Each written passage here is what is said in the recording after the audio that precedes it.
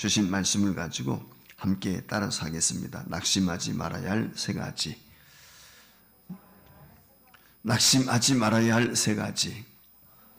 우리가 살다 보면은 낙심할 때가 참 많이 있거든요. 우리가 어떤 일을 진행하게 될 때 기술력도 필요하죠. 경제력도 필요합니다. 인력도 필요할 때가 있습니다. 이 일들을 이루는 데 있어서 우리에게 또 하나 중요한 것이 뭐냐면 자신감도 있어야 돼요. 열정도 있어야 됩니다. 우리가 사는 것을 때로는 전쟁과 같다 그렇게 이야기를 하는데, 만약에 전쟁이라고 하면은 더 말할 필요가 없습니다. 이스라엘 백성들이 출애굽한 이후에 약속의 땅으로 들어가기 위해서 정탐꾼들을 우리가 가데스 바네아는 곳에서 진을 치고 12명을 가나안 땅에 들여보내지 않습니까? 그 12명이 가나안 땅에 들어갔다 나와서 보고를 하게 됩니다. 그 보고를 하게 될 때 10명의 정탐꾼들, 아마 여러분들이 잘 알고 있는 것처럼 그 땅은 정말 젖과 꿀이 흐르는 땅이지만 우리가 범접하기에는 어려운 땅이다. 그 이유는 남북몰락의 성도 있지만 그곳의 원주민들은 안악조선이 돼가지고 기골이 장대해서 그들이 우리의 보기에 메뚜기 같다. 우린 그들의 밥이다. 그러니까 우린 그 땅을 차지할 수 없다. 라고 하는 낙담의 보고를 했죠. 그러나 여호수아와 갈렙만큼은 그렇지 않다. 하나님께서 우리와 함께 하시면 그들을 넉넉히 우리가 이길 수 있다. 우리가 그 땅을 차지할 수 있다. 라고 긍정적인 보고를 드렸던 것을 알 수가 있습니다. 그런데 이스라엘 백성들이 누구의 이야기에 귀를 기울입니까? 두 사람의 이야기에 귀를 기울이지 않습니다. 오히려 10명의 그 부정적인 보고에 그들이 동의해서 원망하고 불평하고 투정을 벌이게 되죠. 그 원망과 불평의 결과 때문에 40년 동안 유리방황하는 어려움을 겪게 되는 것입니다. 한마디로 말하면 낙심의 결과였다. 그렇게 이야기할 수가 있습니다. 그런데 후에 모세가 민수기 32장에 보면은 같은 형편과 상황에 놓이게 되었을 때 그때 일어났던 그 일을 상기하면서 민수기 32장 9절에서 이렇게 말씀을 하고 있습니다. 그들이 에스골 골짜기에 올라가서 그 따먹을 이스라엘 자손을 낙심하게 하여서 여호와께서 그들에게 주신 땅으로 갈 수 없게 하였었느니라. 이 과거에 그랬단 말이죠. 지금 상황도 그런 어려움 가운데 있게 된 것입니다. 그 어려움 가운데 있게 되었을 때 너희들이 과거에 이런 일이 있었다라고 하는 것을 지금 책망하고 있는 것입니다. 한마디로 말하면 낙심하고 낙담하는 이스라엘 백성들을 책하시는 것입니다. 사실 우리가 낙심하고 낙담하는 것은 약해서가 아닙니다. 힘이 없어서가 아닙니다. 어려워서가 아닙니다. 낙심하니까 약해지는 거예요. 낙심하니까 더 이상 나가지 못하게 되는 것입니다. 우리가 사사기 7장과 8장 말씀에 보면은 기드온이라고 하는 사사에 대한 이야기가 나옵니다. 이 기드온이 사사로 재직하게 되었을 때 미디안이라는 나라가 이스라엘 백성들을 괴롭혔습니다. 그 이스라엘 백성들을 괴롭히게 되었을 때 하나님께서 이 기드온을 택해서 사르사를 삼아가지고 그 이스라엘 괴롭히는 미디안 족속들을 벌할 수 있도록 그렇게 하셨단 말이죠. 그래서 이 미디안 족속들을 벌하기 위해서 기드온 사사를 세웠는데 하나님이 사사에 기드온에게 이렇게 이야기를 하죠. 군대를 모집하라. 그래서 군대를 모집했어요. 32,000명이 모였습니다. 그 32,000명이 모였을 때 하나님께서 야 사람이 너무 많다라고 이야기합니다. 사람이 너무 많다는 이야기를 하게 된 배경 첫째 일은 무엇이냐면 7장 2절이 나옵니다. 혹시라도 이 사람들이 미디안과 전쟁을 벌여서 우리의 힘으로 우리의 능력으로 우리가 잘 싸워서 이겼다고 할까봐 즉 교만해 할까봐 하나님께서 그렇게 명령을 하시는 것입니다. 두 번째는 두려워 떠는 사람들이 있단 말이에요. 염려하고 걱정하고 낙심하고 낙담하는 사람들이 있단 말이죠. 그 사람들을 제하라. 그랬더니 우리가 잘 알고 있는 것처럼 32,000명 중에서 22,000명이 돌아가게 되었습니다. 10,000명이 남은 것이죠. 왜 하나님께서 32,000명 미디안 군대하고 비교하면 하늘과 땅이지 않습니까? 그런데 이유가 무엇일까요? 그 이유는 다른 데 있지 않습니다. 혹시라도 두려워 떠는 사람, 즉 낙심하고 낙담하는 사람이 있으면 낙심하지 않고 낙담하지 않는 사람들에게도 전염이 되는 거예요. 우리가 잘 알고 있는 것처럼 생활을 하다 보면은 원망과 불평이라고 하는 것은 전염성이 강해요. 잘 됩니다. 근데 기뻐하고 감사하는 것은 전염이 잘 안 돼요. 달리 말하면은 긍정적인 것보다는 부정적인 것이 전염이 잘 된다라고 하는 것을 우리가 삶을 통해서 경험할 수가 있단 말이죠. 그래서 하나님께서는 22,000명 돌려보내세요. 근데 그것도 많다는 거예요. 그러면서 그들 물가로 데리고 가서 물을 마시도록 하게 되는데 개처럼 혀로 핥아 먹는 사람들 9,700명을 다시 돌려보냅니다. 그리고 손으로 그 물을 핥아서 먹는 사람, 손을 떠가지고 물을 마시는 사람들 300명만 데리고 나가게 되거든요. 그러면 그 전쟁할 때 이유가 있습니다. 한마디로 말하면 군대를 다녀오신 분들은 잘 알겠지만은 경계가 중요하거든요. 그러니까 내가 물을 마실 때에도 허겁지겁 마시는 것이 아니라 경계하면서 마셔야 돼. 혹시라도 적이 나타나면 적이 화살을 쏜다든지 적이 급습을 하게 되면 어떻게 했습니까? 물 먹다가 죽을 수밖에 없는 거거든요. 그러니까 경계하면서 깨어있는 거죠. 각성하는 거죠. 그런 사람들 300명을 데리고 나가게 되는 것입니다. 그래서 이 300명을 데리고 나가게 되었을 때 미디안 군대와의 싸움에서 승리할 수 있게 된다는 것이죠. 달리 말하면 그 나머지 32,000명 중에서 31,700명은 부정적인 사람들이에요. 그래서 긍정의 사람 300명에게도 전염이 되어서 그들을 낙담시킬 수가 있다는 것입니다. 오히려 이 300명, 이들이 미디안 족속과 상대하게 되었을 때 미디안 군대가 낙담을 하게 되지요. 우리가 잘 알고 있는 것처럼 하나님께서 물론 함께 하시기 때문이지만은 캄캄한 저녁에 300명이 횃불을 준비하고 항아리를 준비해서 잠들어 있는 미디안 진영을 급습하지 않습니까? 그 습을 하게 되었을 때 그 미디안 진영의 군사들 귀에는 수많은 군사의 발소리로 들렸단 말이죠. 그 소리를 듣고 급습을 우리가 당하고 있구나 낙심하게 된 것입니다. 그래서 자기들끼리 싸우면서 도망가다가 자기들끼리 싸우는 거예요. 그리고 지리멸렬하게 되는 것이거든요. 그들이 수많은 군대의 소리로 듣게 된 이유는 다른 데 있는 것이 아니라 우리가 잘 알고 있는 것처럼 이스라엘 군대가 많아서가 아니고 그 항아리를 깨트려 부수는 순간 하나님께서 수많은 군대의 발걸음 소리로 저들에게 들리게 한 것이죠. 그래서 그 소리를 듣고 미디안 군사가 낙담을 하게 된 것입니다. 오늘 제가 이스라엘 백성들이나 미디안 족속들의 이 모습을 통해서 우리가 기억해야 될 것이 있다면 그것은 무엇일까요? 낙심한다고 낙담한다고 되는 일도 안 되는 경우가 또 많다는 것입니다. 그리고 낙심하지 않고 도전하고 추진하게 되면 비록 적은 숫자에 불과하지만 그 미디안 족속 대군을 물리치는 놀라운 역사를 이루게 된 것이거든요. 오늘 여기 본문 말씀 4장 16절 말씀에 보면 바울 사도가 그렇게 이야기를 하고 있어요. 우리가 낙심하지 아니하면 그 말이거든요. 우리의 겉사람 후패할 시간이 지나면서 우리가 낡아질 수 있다 그 말이죠. 그러나 우리의 속사람은 날로 새로워진다 라고 오늘 여기 말씀을 했습니다. 낙심하지 않으면 비록 겉모양은 후패다는 말은 부족하다, 볼품이 없다 라고 이야기할 수 있어요. 그러나 속사람은 날마다 새로워진다 라고 말씀을 하고 있는 것입니다. 자, 여러분 속사람이 새로워지면 어떻게 될까요? 우리가 속사람이 새로워지게 되면 생각도 달라지는 것이죠. 긍정적인 마인드로 바뀌게 되는 것입니다. 세월이 지날수록 믿음의 성도들은 명심해야 될 것이 있는데 그것이 뭐냐면 우리의 겉사람은 나이가 들어가면 숲해질 수밖에 없어요. 낡아진단 말이죠. 그러나 속사람이 새로워지게 되면 오히려 평안합니다. 기쁨이 있습니다. 감사가 있습니다. 여유가 있어요. 넉넉한 마음이 있는 거예요.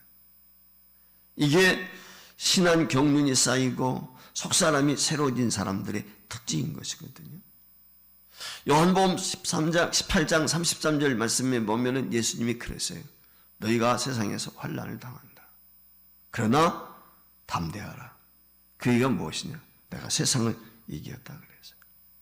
성경 말씀에서 이 낙담, 낙심이라고 하는 단어를 한번 찾아보니까 낙담이라는 단어가 10번 사용이 됐어요. 그리고 낙심이라고 하는 단어가 26번 신구약 성경에 기록이 된 것을 볼 수가 있는데, 이 말씀을 살피다 보니까 저와 여러분이 특별히 오늘 이 저녁에 낙심하지 말았으면 좋겠다라고 생각되어지는 것이 있어서 제가 3가지 여러분들에게 말씀을 드리고 싶습니다. 아마 종초가 되었을 때, 새롭게 출발하게 될 때 여러분들이 다짐했던 것들이 많이 있었을 거예요.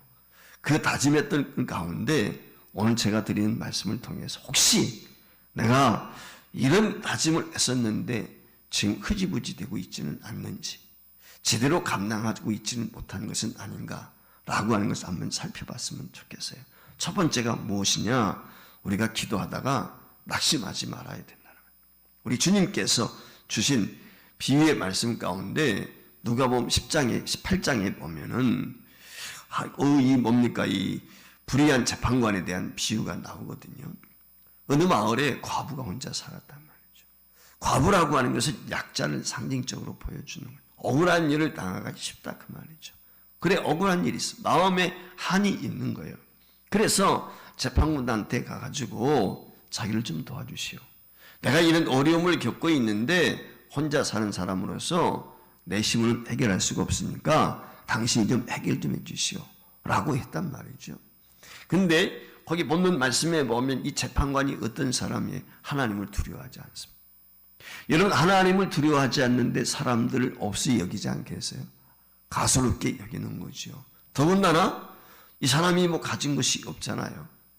빽이 있습니까? 무엇이 있습니까? 아무것도 가진 것이 없는 혼자 사는 여인이란 말이죠. 아주 가볍게 보고 거절했습니다. 청을 들어주지 않습니다. 근데 이 여인이 시간이 날 때마다 그 재판관이 머물고 있는 그 사무실 앞에 가지고 오늘 말하면은 계속해서 탄을 하는 것입니다. 내 억울한 소원 좀 들어주세요. 들어주세요. 매일 출퇴근하다 보면은 이 여인을 만나는 거예요. 많은 사람들이 지켜본단 말이에요. 창피하기도 하지요. 이 여인이 자꾸 매달리니까. 이 여인을 무시했지만 날마다 찾아와서 귀찮게 하니까 할 수 없이 내가 소원을 들어줘야 되겠다. 저 여인이 나를 귀찮게, 내가 하나님도 두려워하지 않고 나는 사람을 무시하는 사람이지만 저 사람이 나를 너무 귀찮게 하니까 저의 청을 내가 들어줘야 되겠다. 원한을 풀어줘야 되겠다 라고 했다는 것입니다. 우리가 이 비유의 말씀을 예수님이 주신 이유가 있습니다. 왜 이 비유의 말씀을 주셨느냐 라고 하는 것은 누가복음 18장 1절에 분명히 말씀을 냈어요. 예수께서 그들에게 항상 기도하고 낙심하지 말아야 할 것을 비유로 말씀했다. 그러니까 저와 여러분을 향해서 이 비유의 메시지를 주신 이유는 기도하면서 낙심하지 말아라. 기도하다가 낙심할 일이 많이 생길 수 있는데 기도하다가 절대 낙심해서는 안 된다 라고 하는 것을 우리에게 교훈하기 위해서 주셨다라고 하는 것입니다. 역설적으로 생각하면은 이 말의 의미가 무엇입니까? 많은 성도들이 기도하다가 낙심한다는 거예요. 오늘 여러분들은 어떻습니까? 정초에 내가 새벽기도 열심히 해야지, 내가 금요기도에 빠지지 말아야지, 내가 하나님 앞에 정한 시간에 열심히 기도해야지 라고 혹시 작정한 적 없어요? 그런 결심한 적 없습니까? 근데 시간이 지나면서 어때요? 하나님 앞에 기도했는데 하나님이 듣지 않으신 것 같아요. 어떤 문제 내놓고 하나님 앞에 기도했는데 아직까지 응답이 없단 말이죠. 그러다 보면 어떤 생각이, 에이, 하나님 앞에 기도해도 하나님은 내 기도를 듣지 않으시네. 응답이 없으시네. 여러분, 이런 생각 가져보지 않았어요? 오늘 여기 본문 말씀 누가복음 18장 6절 7절 말씀에 보면은 예수님께서 이렇게 말씀을 하셨거든요. 불의한 재판관도 귀찮아서라도 들어주는데 하물며 하나님께서는 만나 뿌리는 택하신 자들의 원한을 풀어주지 않겠느냐라고 하시면서 뭐라고 그래요? 오래 참지 않고 속히 너희들의 기도의 소원을 들어주실 것이다. 이게 주님이 지금 말씀하고 있는 거거든요. 문제는 뭡니까? 믿는다고 하는데 성도들이 실제는 믿지 못하는 거예요. 믿습니다. 입으로 그렇게 해요. 근데 마음속엔 회의가 있어요. 의심이 가득해요. 믿지 못하는 거예요. 한두 번 기도하다가 무엇을 기도하고 있는지조차 까먹는 경우도 있어요. 기도하고 돌아가면서 내가 뭘 기도했지? 기도의 제목도 제대로 이해하지 못하고. 이게 무슨 얘기죠? 사실은 믿음이 없는 거예요. 기도는 했지만 중언부언한 거예요. 슛을 외우다 가는 거예요. 하나님이 듣지 않는 기도예요. 그저 바뀌고 싶은 상황만 있는 것이죠. 그러니까 기도하다가 어떻게 됩니까? 낙심하는 거예요. 오늘 우리 주님께서 결론적으로 주신 귀한 말씀이 있어요. 그것이 뭐냐면 누가복음 18장 8절 말씀입니다. 이게 굉장히 귀한 거거든요. 그러나 인자가 올 때에 세상에서 믿음을 보겠느냐 그랬어요. 그러니까 결국 기도하다가 낙심하고 중도에 멈추는 이유는 어디 있어요? 믿음이 없기 때문이라는 거예요. 믿음이 없기 때문에. 믿음의 사람은 어때요? 끝까지 가는 거죠. 진돗개가 물고 늘어지는 것처럼 끝까지 가는 거예요. 끝까지. 그게 믿음인 거거든요. 오늘 이 불의한 재판관한테 주구장창 그냥 자기의 억울한 것을 호소했던 이 여인처럼 말이죠. 이게 오늘 우리에게 중요한 거거든요. 그러니까 주님을 정말 내가 믿는다면 기도가 응답으로 내게 주어지지 않아도 낙심하지 않아요. 언젠가는 내게 주어질 거야. 언젠가는 분명히 주님이 응답하실 거야. 이 믿음이 있기 때문에 지속적으로 계속해서 기도할 수밖에 없다. 우리가 기도 응답에 대해서 잘 알지 않습니까? 어떤 것은 예스하고 곧바로 주실 때도 있지만 어떤 것은 웨이트 기다리라. 기다릴 때가 있다. 요셉이 국무총리가 되는 꿈을 꿨지만은 하루아침에 된 게 아니거든요. 고난과 시련이 있었거든요. 팔리기도 하고 감옥에도 가고 모함도 받고 억울한 일도 당하고 세월이 친 때가 돼야 되는 거예요. 아무 때나 되는 게 아니란 말이죠. 오늘 우리가 가지고 있는 기준, 시간, 욕심만 있으니까 기도가 낙심하는 거예요. 믿음을 가진 자는 기준이 누구에게 내게 있는 게 아니라 주님께 있는 거예요. 시간도 때도 응답의 상황도 내게 있는 게 아니고 주님께 있는 거예요. 나는 급할 수 있어요. 나는 지금 상황이 절박할 수 있어요. 근데 하나님 보실 때는 아니란 말이에요. 그러니까 중요한 게 뭐냐면 하나님의 기준으로 봐야 되고 하나님의 시간으로 봐야 되고 하나님의 상황으로 보는 거예요. 주님도 임의대로 이 땅에 오시지 않았단 말이에요. 때가 참에 여자에게 나시고 때가 있단 말이에요. 주님이 이 땅에 재림하실 때 그때도 때가 있단 말이죠. 아들도 모르고 천사도 몰라. 아버지만 안다는 거예요. 그 때가 되면 오시는 거예요. 그러니까 저와 여러분을 향해서 하나님의 계획이 있고 섭리가 있고 그것을 위해서 우리가 기도하게 될 때 하나님이 이루시는 기준이 있고 상황이 있고 때가 있다는 거예요. 내 때에 이루시는 게 아니란 말이에요. 이게 굉장히 중요한 것입니다. 그래서 믿음을 가진 자는 어떤 기도를 드립니까? 이타적인 기도를 드리는 거예요. 이기적인 기도가 아니고 자기 중심적인 기도가 아닙니다. 나의 부족한 것을 주님을 의지하고 기도하는 것밖에 없습니다. 주님께서 능히 그 부분을 채워주실 것을 믿기 때문에 그걸 위해서 기도하는 것입니다. 지속적으로 기도하는 거예요. 우리가 누가복음 2장에 보면은 시몬과 안나라고 하는 선지자에 대한 이야기가 나오죠. 그들을 성경은 선지자로 그렇게 표현하고 있거든요. 그들이 무엇을 기다립니까? 이스라엘의 구원을 기다립니다. 이스라엘 즉 메시아를 기다립니다. 매일매일 기다립니다. 그래서 그들은 어떻게 합니까? 때로는 성전을 떠나지 않고 금식하면서 기도할 때도 있었습니다. 결국은 정결례를 행하기 위해서 난지 발을받게 되지 않는 아기 예수를 마리아가 데리고 성전에 오게 되었을 때 그를 알아봅니다. 예수님을 품에 안고 하나님께서 자신들의 기도를 들어주셨음을 찬양하고 있어요. 다른 걸 노래하는 게 아니라 자신들의 기도, 하나님 앞에 구했던 기도를 들어주셨음을 하나님께 영광을 올려드립니다. 자, 여러분, 이때 당시에 메시아를 기다린 사람이 시몬과 안나밖에 없었겠습니까? 그렇지 않죠. 제사장들을 비롯해서 서기관들, 당시 유대의 수많은 경건하다고 생각했던 사람들, 종교인들 아마 다 기다렸을 것입니다. 그래서 그들이 어땠습니까? 조금 기다리다가 어떤 사람이 출정한 사람이 튀어나왔어요. 야, 메시아인갑니다. 그리고 우르르 몰려갑니다. 그런데 얼마 지나지 않아서 그게 사그라들어버려요. 근데 또 한편에서 어떤 위대한 사람이 또 나타나요. 야, 그가 메시아인가 보다. 또 우르르 쫓아갑니다.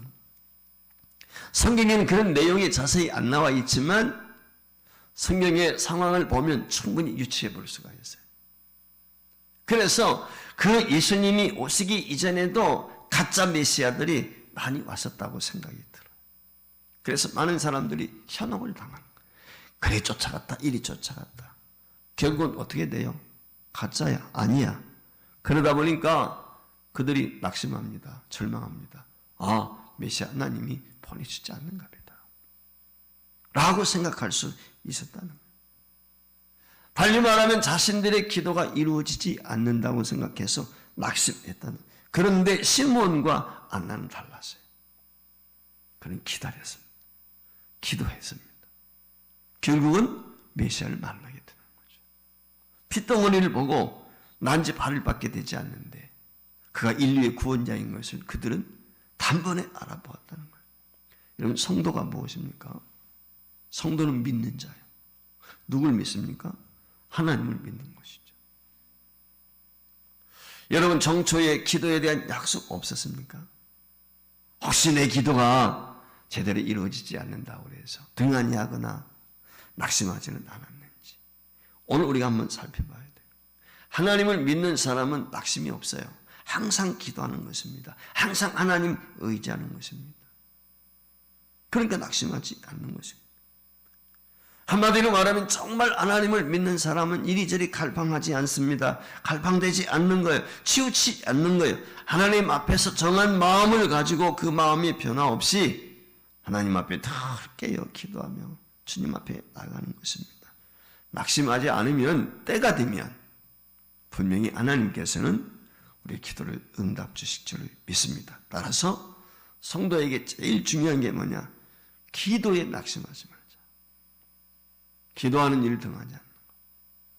오죽하면 사무엘 선지자가 기도 쉬는 죄를 범하지 말자고 그렇게 했어요. 여러분, 새벽 기도, 금요 기도는 물론이지만 다시 회복할 수 있기를 주의 이름으로 축원을 드립니다. 그리하면 오늘 여기 속 사람이 새로워진다 라고 이야기를 했어요. 두 번째, 우리가 낙심하지 말아야 될 것이 있습니다. 선을 행하다가 낙심하지 말아야 돼요. 선한 일이 무엇입니까? 하나님이 기뻐하시는 일이죠. 갈라디아서 6장 9절 말씀에 보면 그랬어요. 우리가 선을 행하되 낙심하지 말지니 포기하지 않으면 때가 이름에 거두리라 그랬어요. 자, 성도는 세상과 다르게 사는 사람이에요. 성도는 구별된 사람이에요. 성도는 세상 사람과 다르게 살기로 작정한 사람이에요. 에클레시아, 교회가 구별된 것도 같아요. 성도가 구별된 거예요. 그러니까 저는 성도는 뭐냐? 바꾸어 말하면 선하게 살기로 작정한 사람입니다. 선하게 살기로. 선하게 살기로 작정했다는 말은 뭐예요? 좋은 일 하기로 작정했다. 좋은 일. 그러니까 성도는 좋은 일 아는 사람. 하나님 오시기에 아름다운 일을 아는 사람. 저는 그게 성도라고 생각해요. 예수님이 제자들과 이야기 나눌 때 마태복음 19장 말씀에 보면 27절에 이런 말씀이 나오거든요. 제자들이 예수님께 그렇게 이야기합니다. 먼저 19장 27절 띄워주세요. 19장 27절, 30절이 아니고 19장 27절 먼저 띄워주세요. 없어? 제가 읽어드리겠습니다. 주님, 우리는 모든 것을 버리고 주님을 따랐습니다. 그러면 우리가 얻는 것이 무엇입니까? 지금 제자들이 이야기하는 거예요. 선생님께. 선생님, 우리가 주님 따르기 위해서 모든 걸 포기했거든요. 그럼 우리가 무엇을 얻지요? 그 질문을 한 것입니다. 여러분 아시는 것처럼 예수님이 공생에게 3년 6개월입니다. 30살에 그가 이제 세상에 나오셔서 복음을 전하기 시작해서 3년 6개월 동안 복음 전하시다 가셨단 말이죠. 그 3년 6개월 동안 3년 반 동안 제자들은 동거숙하면서 예수님과 함께 했어요. 가족을 떠났습니다. 자기들의 직업도 포기했습니다. 전적으로 주님과 함께 했단 말이죠. 그렇다고 해서 가족을 아예 내팽친 건 아니죠. 그러나 제가 볼 때 이 예수님의 제자들이 가족을 제대로 돌봤을까라고 하는 생각이 들어요. 아마 그러지 못했으리라고 생각이 돼요. 그러니까 오늘 제자들이 그런 질문을 하는 거예요. 보십시오. 오늘 우리는 모든 것을 포기했습니다. 가족도 제대로 돌보지 못했습니다. 가족에 대한 미안함이 있지 않겠어요? 예수님 따라다니면서 예수님과 함께 한다고 가족을 제대로 돌보지 못한 미안함이 있었을 거란 말이죠. 그런데 그런 우리들에게 하나님 무엇이 있습니까? 어떻게 보면 가족들에게 미안한 짐을 가지고 있는데 어떻게 해야 되겠습니까? 아마 이런 얘기가 아니겠어요? 이 질문을 받게 되었을 때 예수님께서 19장 28절, 29절 말씀에 보면은 이런 말씀을 하셨어요. 인자가 올 때에 너희가 12보좌에 앉게 될 것이고 또한 자신의 이름으로 집이나 형제나 자매나 부모나 자식이나 전토를 이루면 열을 받고 영생을 상속받게 된다 라고 이렇게 말씀을 하셨어요. 여러분 주님을 따른다는 것은 무엇입니까? 주님이 기뻐하시는 일에 동참한다는 거예요. 그게 주님을 따르는 것입니다. 그리고 이런 일, 즉 선한 일들은 세상에서 많은 것을 포기해야 될 때가 많습니다. 사실 예수 믿는다는 것은 제가 늘 말씀을 드리지만 세상의 것을 포기하기로 작정하는 거예요. 그게 안 되면 예수를 온전히 믿을 수가 없어요. 예수 믿는다는 것은 손해보기로 작정했단 말이에요. 내가 예수 믿기로 작정했다는 것은 세상 사람들과 같이 살지 않기로 작정했다는 겁니다. 이게 결단인 것 같아요. 그러니까 예수를 믿는다는 건 결단이 필요한 거예요. 이게 안 되면 안 되는 거거든요. 사실 교회 나오기 위해서 어떻습니까? 우리가 시간 포기해야 될 때 있죠. 만남을 포기해야 될 때 있죠. 여행을 포기할 때도 있습니다. 잔치집에 가는 것도 포기해야 될 때가 있다. 주일 성수하려면. 그렇지 않습니다. 이런 것들을 포기하지 못하고는 온전한 신앙인 될 수가 없죠. 예. 그러니까 온전한 주일 성수 어려운 거예요. 온전하게 하나님이 기뻐하시는 그 신앙의 삶을 영위한다는 것이 쉽지 않습니다. 적당히 타협하는. 그래서 모르겠어요. 저는 하늘에 아직 나라 천국에 가보지는 않아서. 그러나 한 가지 분명한 사실은 하나님이 과연 우리가 적당히 타협하는 것을 기뻐하실까? 그런 생각 한번 가져봅니다. 그리고 진짜 믿음이 있다면 우리가 인간 관계에서도 그렇거든요. 부부 관계에서도 그렇지 않습니까? 적당이라는 건 있을 수가 없잖아요. 남편이면 남편, 아내 그 한 사람밖에 없는 거지. 아내가 여러 명이고 남편이 여러 명 있으십니까? 그거 불가능하잖아요. 남편이나 아내에게 올인해야 되는 거죠. 우리 주님도 그렇지 않을까? 저는 그런 생각을 갖습니다. 솔직히. 주님 앞에 우리가 가봐야 되겠죠. 어떻게 될는지는 알 수 없지만 그러나 분명한 사실 하나만큼은 목사이기 때문에 여러분들에게 이런 말씀을 드린다고 생각하지 말고 정말 내가 선한 일을 하기 위해서는 손해보지 않고는 선한 일을 할 수가 없어요. 구제하고 봉사한다는 건 뭡니까? 남는 것 가지고 하는 게 아니거든요. 남는 것 가지고 구제하고 봉사하는 건 선한 게 아니에요. 내가 부족한데 하는 거예요. 부족한데. 나도 넉넉하지 않은데 나누는 것입니다. 그러니까 내가 선한 일을 안다는 것은 그만큼 세상에서 손해보는 것입니다. 내가 좀 더 덜 먹는 거예요. 내가 좀 더 덜 누리는 것입니다. 내가 좀 더 덜 취하는 것입니다. 이게 중요하거든요. 그래서 우리는 선을 행하다 낙심할 때가 많아요. 야, 다른 사람들은 다 이렇게 하는데 뭐 나 하나 이렇게 한다고 해서 세상이 바뀌나 뭐 이런 생각 우리가 들 때가 있거든요. 그래서 자기 정당화시킬 때가 많아요. 물러날 때가 많단 말이에요. 물러나는 게 무엇입니까? 이게 낙심이에요. 주님은 제자들과의 대화 맨 마지막에 조금 전에 띄워주셨던 19장 30절에 이렇게 이야기했어요. 먼저 된 자로서 나중되고 나중된 자로서 먼저 될 자도 많다. 자, 오늘 여기 예수님이 지금 제자들에게 우리가 모든 것 포기하고 주님 따랐습니다 라고 이야기하는데 결론은 이야기하는 것이 뭐냐면 먼저 된 자가 나중될 수 있고 나중된 자가 먼저 될 수 있다는 거예요. 어떤 의미일까요?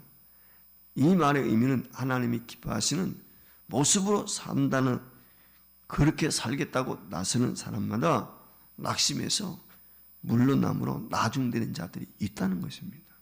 그걸 지금 이야기야. 하나님이 기뻐하시는 일이라고 여겨지는 일이라면 그 일을 행하다가 우리가 낙심하지 말아요.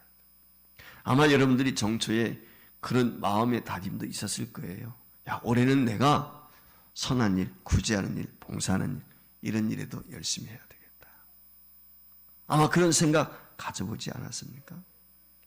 조금 전에 말씀했습니다. 갈라디아서 6장 9절 말씀에 우리가 선을 행하되 낙심하지 말지니 때가 이르면 거둔다 그랬어요. 열매가 있다는 것입니다.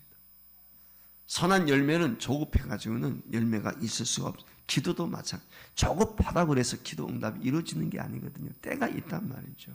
열매라고 하는 것은 그렇지 않습니까? 씨앗을 심어서 어느 정도 시간이 지나고 싹이 나고 자라야 그래 열매를 맺는 것 똑같은 거예요. 우리가 구제하고 선한 일을 행할 때도 마찬가지입니다. 오늘 이 점을 우리가 명심하여 정말 우리가 낙심하지 아니고 선을 행하게 되면 분명한 열매가 있고 우리 속사람이 새로워지는 것처럼 힘을 얻을 수 있다라고 하는 것. 세 번째, 우리가 낙심하지 말아야 할 것, 그것은 다른 것이 아니고 바로 사명에 대한 것입니다. 아마 여러분들이 정초가 되었을 때 우리는 다 청지기 서약을 했습니다. 주의 성수하는 것, 공예배에 참여하는 것, 헌금 열심히 하는 것, 맡은 사명 감당했습니다. 선서했단 말이에요. 오늘 우리가 직분 맡을 때 사명하고 서약서까지 기록을 했습니다. 네. 여러분 어떻습니까? 정초에 여러분들이 다짐했던 그 사명에 대해서 어떻게 지금 열심히 다 하고 있습니까? 오늘 여기 고린도후서 우리가 보진 않았지만 4장 1절에 이런 말씀이 기록이 되어 있습니다. 우리가 이 직분을 맡아 긍휼하심을 입은 대로 낙심하지 아니하고. 직분 맡은 사람에게 중요한 게 낙심하지 않는 거예요. 직분 맡아서 일하다 보면 낙심할 때 있어요. 호응을 얻지 못할 때가 있어요. 비난받을 때가 있어요. 뭐 열매 맺지 못할 때가 있단 말이에요. 나는 열심히 했다고 생각했는데 그렇지 못할 때가 있단 말이에요. 그래서 중간에 포기하는 사람 많아요. 여러분들은 어떻습니까?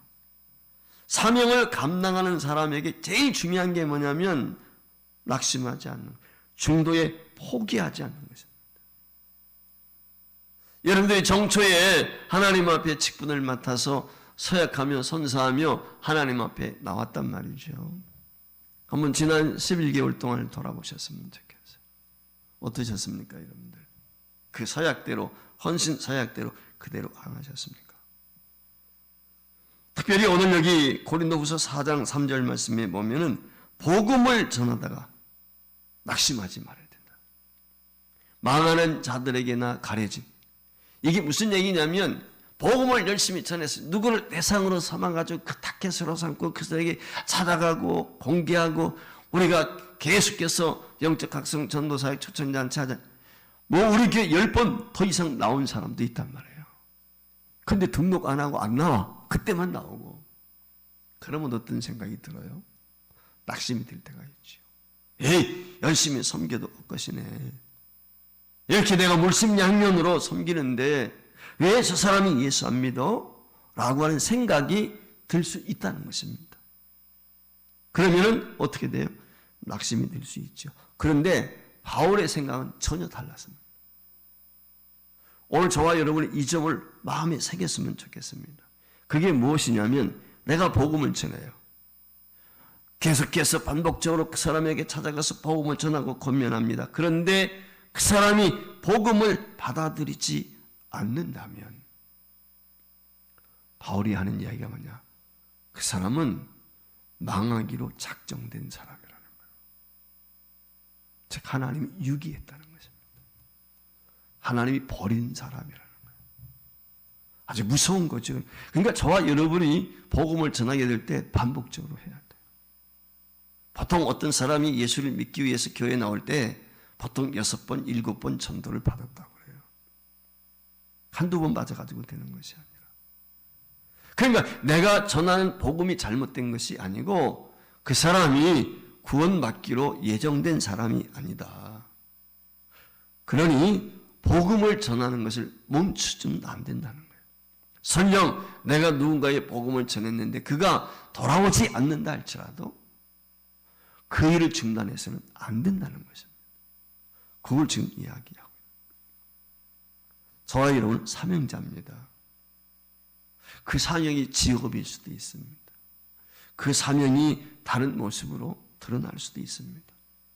어떤 모습이 되었든지 간에 사명을 감당하다가 저와 여러분이 명심해야 될 것, 낙심해서는 안 됩니다.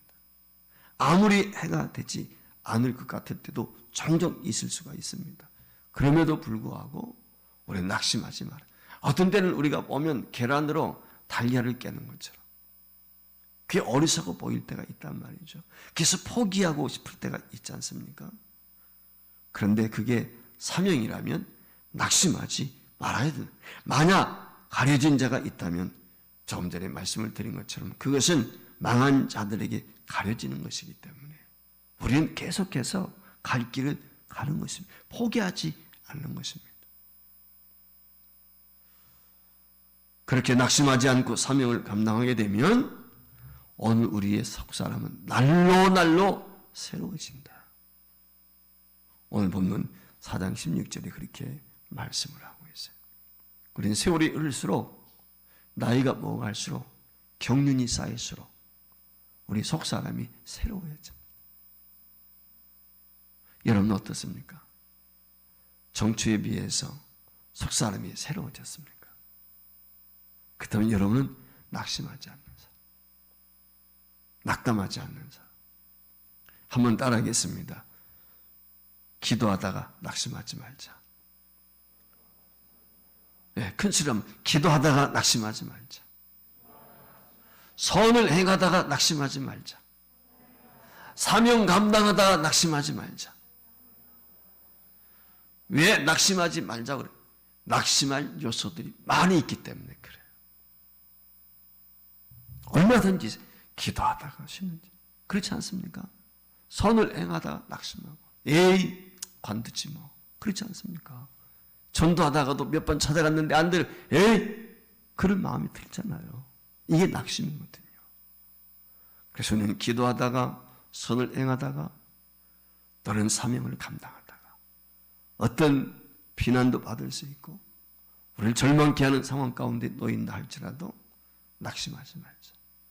깨어 기도하자. 때를 얻든지 못 얻든지 힘써 선을 행하는 것. 맡은 자에게 구할 것은 충성이라고 하는 이걸 잊지 말고 저와 여러분이 기도하다가 선을 행하다가 사명 감당하다가 절대 낙심하지 않는 포기하지 않는 성도 될 수 있기를 주의 이름으로 축원을 드립니다.